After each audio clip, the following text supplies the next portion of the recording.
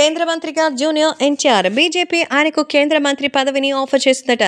ఎన్టీఆర్కి బీజేపీతో ఎంతో మంచి సానుకూలమైనటువంటి ఒక అద్భుతమైన బాండింగ్ ఉంది అన్న సంగతి తెలిసిందే.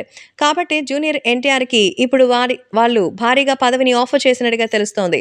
బీజేపీకి సంబంధించినటువంటి కేంద్ర మంత్రి అమిత్ షా, ప్రధాని నరేంద్ర మోదీ సైతం ఎన్టీఆర్ ఫాలోయింగ్, ఎన్టీఆర్కున్న క్రేజ్ని చూసి ఎంతో మెస్పరైజ్ అయిపోయారు. పలుసార్లు అమిత్ షా ఎన్టీఆర్ని కలిసి ఆయన రాజకీయంగా రావాలని కోరారు. కనీసం తెలుగుదేశం పార్టీలోనైనా చేరితే తెలుగుదేశం పార్టీ ఏపీలో అవకాశం వస్తుందని జనసేన, తెలుగుదేశం కలిసి కూటమి ఏర్పాటు చేసి రాబోయే రోజుల్లో జగన్పై దండయాత్ర చేయాలని వాళ్ళు కోరారు. కానీ ఎన్టీఆర్ మాత్రం రాజకీయాలకు ససేమిరా అన్నారు. అందుకే ఇప్పుడు ఆయన కోసం ఒక party offer ఇచ్చిందట.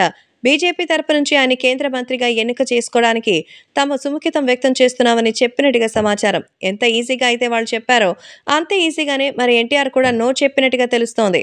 So junior NTR ఇప్పుడు రాజకీయాల్లోకి రావడానికి తనకి ఏమాత్రం సమయం లేదని, తన ఉనికి సినిమా మాత్రమే అని, సినిమాల తర్వాతే తనకి ఏదైనా అని అంటున్నారు. కాబట్టి ఇప్పుడు రాజకీయంగా ఎంతగానో ముందుకెళ్తూ మరి దుమ్ము లేపుతున్నటువంటి తరుణంలో మళ్ళీ ఏదో ఒకటి చేసి ఇబ్బందులకు గురి కాకుండా జాగ్రత్తగా ఉండాలని అయితే చెప్తున్నట్టుగా సమాచారం. కాబట్టే జూనియర్ ఎన్టీఆర్ ఇప్పుడు రాజకీయాలకు పూర్తి దూరంగా ఉండడానికే ఇష్టపడుతున్నారు. అందుకే తనకు కేంద్ర పదవి కాదు, ముఖ్యమంత్రిగా ఇచ్చినా కూడా అవసరం లేదని జూనియర్ ఎన్టీఆర్ సినిమాల విషయంలోనే కాన్సంట్రేట్ చేస్తున్నారట.